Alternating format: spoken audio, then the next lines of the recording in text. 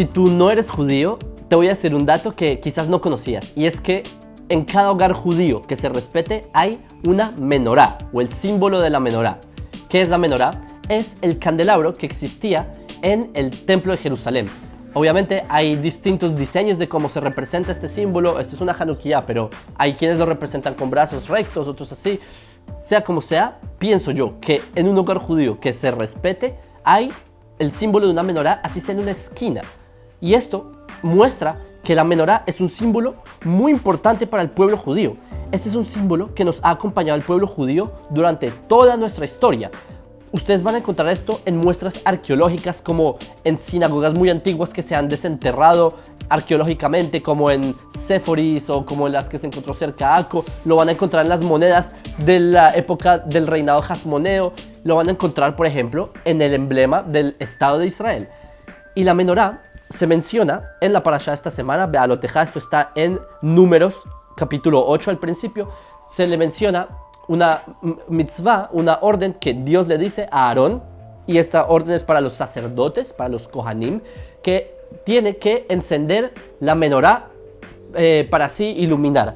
En la época de Aarón era en el tabernáculo, lo que se conoce como el Mishkan, pero posteriormente la menorá fue traída al templo de Jerusalén, como lo explica el Malbim. ¿Y por qué todo esto? ¿Por qué es tan importante? Porque la menorá es un símbolo que nos acompaña tanto. Miren, el pueblo judío tenemos, no quiero decir una obsesión, pero sí es una obsesión con el concepto de la luz, con el concepto de iluminar.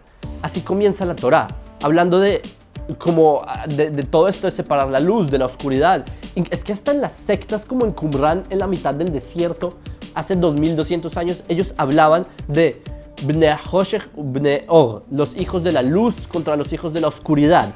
Entonces, este factor de la luz siempre ha estado muy presente en el pueblo judío. Las profecías más elevadas, con máximas aspiraciones del pueblo de Israel, hablan de Israel ser luz de las naciones. Isaías 56, por ejemplo. Hay muchos otros lugares allá que se menciona de que tu luz será camino para las naciones, etc. ¿Por qué esta obsesión con la luz? Les voy a contar un midrash. Cuenta acá que cuando se inauguró el tabernáculo, todos los príncipes de las tribus de Israel participaron en la inauguración, excepto la tribu de Leví. Y el príncipe de la tribu de Leví era Aarón, el sacerdote, el hermano de Moisés.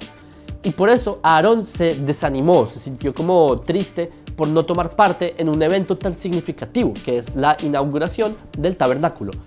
Pero, ¿qué pasa? Que hace Hashem, dice el Midrash, Dios le dijo que por eso él, al tener el mérito de encender la menorá, esta es como una muestra de que su rol tiene una grandeza que va más allá de la inauguración. Nachmanides explica que esto es aún más lejos, porque, por ejemplo, cuando se perdió la menorá del primer templo, llegan en la época de los macabeos, y ellos, no sé si ustedes han leído el libro de los macabeos, que ellos llegan al templo y hacen una menorá, mientras que, ¿saben? Cuando liberan Jerusalén, ponen una menorá como con...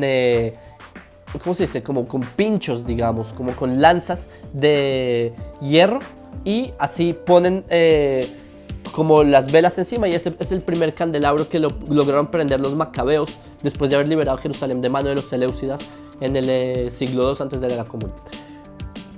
Entonces, ¿qué pasa? Que la menorá vemos que tiene una continuidad histórica. Más allá del evento de la inauguración, más allá de Hanukkah, hasta los días de hoy, como les dije al principio de este video, todo hogar judío lo tiene, hasta el punto tal que incluso uno de los, quizás el símbolo más icónico de la menorá es el que se encuentra en Roma. No sé si alguno de ustedes ha visitado Roma. Hay un lugar que se llama el Foro Romano, que hay un monumento que le llaman el Arco de Tito. Tito fue hace 2000 años un comandante que él dirigió la campaña para conquistar Jerusalén. Él fue el que destruyó el templo de Jerusalén, y en el arco de Tito se puede ver, porque se llama el arco del triunfo de Tito, o el arco del triunfo sobre los judíos. ¿Por qué? Porque en ese arco se ve, en las esculpido, se ve un relieve donde está la menorá, y están los romanos llevándose la menorá, o ya un grupo de esclavos judíos, a Roma. Es decir, que este símbolo y el arco de Tito ha sido muy presente. Piensen que es un monumento que lleva ahí milenios y que el pueblo judío ha visto con mucho dolor, recordando la caída de Jerusalén y cómo se llevaron la menorá y los utensilios del templo de Jerusalén. Y esta es una menorá tan icónica que esta fue tomada, este diseño de la menorá del arco de Tito fue tomada para el emblema del Estado de Israel. El Estado de Israel renace en 1948 y en 1949 la Knesset, es decir, el Parlamento israelí, pasan una ley en la que se escoge a la menorá como el emblema nacional de Israel. Pero no es solo la menorá, sino que se puede ver a la menorá con dos ramas de olivo, una a la derecha y una a la izquierda. A propósito, hay una profecía, esto está en Zacarías capítulo 4. Ahí habla sobre una visión que tiene Zacarías en donde se ven dos olivos que están a los lados, a la derecha y a la izquierda de la menorá, del candelabro, y así es como se enciende, etc. Entonces uno diría, wow, Israel se inspiró en la profecía de Zacarías para diseñar el emblema de Israel. La verdad es que no. Los diseñadores del emblema del Estado de Israel se llaman los hermanos Shamir, los hermanos Shamir, que se llaman Gabriel y Maxim Shamir. Y ellos contaron todo el proceso de diseño de la menorá y nunca mencionaron la profecía de Zacarías. Y eso lo hicieron en una entrevista para el diario Ma'arif en los años 50. Creo que en el 56, en febrero. Sea como sea, es mucha la coincidencia que el emblema que representa el renacimiento de Israel es parte de una visión del profeta Zacarías. Solo para que lo sepan como dato curioso. Pero lo que les quiero decir con esto es que hay una relación muy grande entre los olivos y la menorá. Les voy a decir un midrash. Está escrito que esto está en Bereshit Rabbah, que cuando llega Sarah y los ángeles llegan donde Sarah a decirle que va a tener a un hijo, a Isaac, Sarah no se lo cree porque ella ya era una mujer muy mayor, como que a ella no le hacía sentido y ella todavía lo dudó. Y ocurrió un milagro que su rostro se iluminó como el olivo, así está escrito. ¿Por qué? Porque la enseñanza aquí del Midrash es que incluso si una persona no cree, no tiene esa fe, la palabra de Hashem se cumple. Así no crea, el mundo va a converger en ese objetivo al que la humanidad está empujando, que es un mundo mejor, un mundo como lo vieron los profetas, de paz, de alegrías. Así no lo creamos, así se vean caos, así Israel estemos en guerra en este momento, así haya hambre, así haya guerra, el mundo va hacia una mejor dirección. Es la idea de este midrash. Y hay otro midrash que también relaciona, digamos, este concepto de esperanza con renacimiento y con el olivo. Y ustedes quizás sabrán que el símbolo internacional, universalmente conocido como el símbolo de la paz, es una paloma con un olivo en la boca.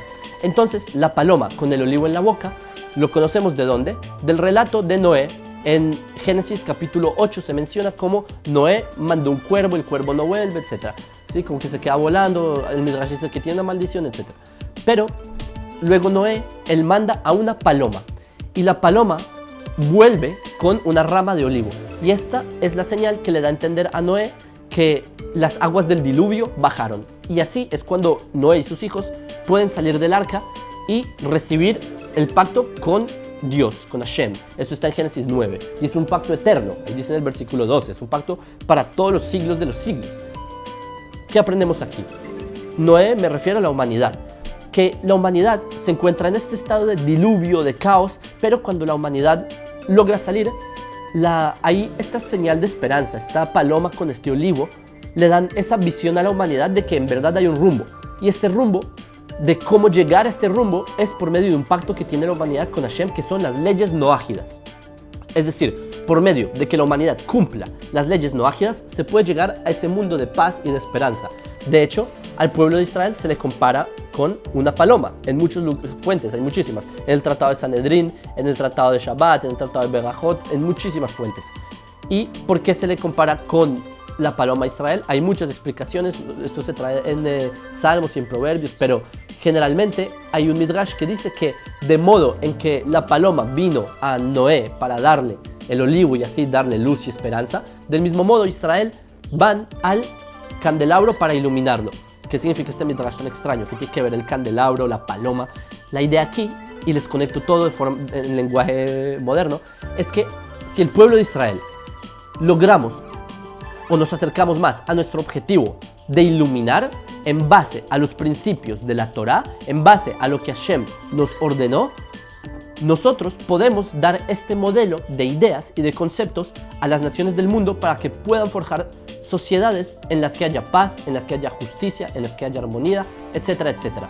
Por eso es que el renacimiento nacional del pueblo de Israel en nuestra tierra, es decir, la creación o más bien el renacimiento del Estado de Israel, tiene una incidencia directa en lo que es la luz para las naciones. ¿Por qué? Porque el pueblo de Israel, a pesar de 2000 años de estar lejos de nuestra tierra, de no haber tenido esta esperanza, pudimos por fin volver a nuestra tierra, a pesar de que no se haya creído. Es decir, como el ejemplo de Sara, que no lo podía creer, ya, era una mujer muy anciana, no había chance. Aún así, se le dio a su hijo Yitzhak. Lo mismo el pueblo de Israel. 2000 años, ¿cuál era el chance que Israel volviéramos a nuestra tierra? Era inimaginable a nuestros ancestros pensar que iban a volver a Jerusalén. Imposible, en verdad, era absurdo. Hoy en día es la realidad. Vengan a Jerusalén, acá es la soberanía israelí. Es porque Israel volvimos.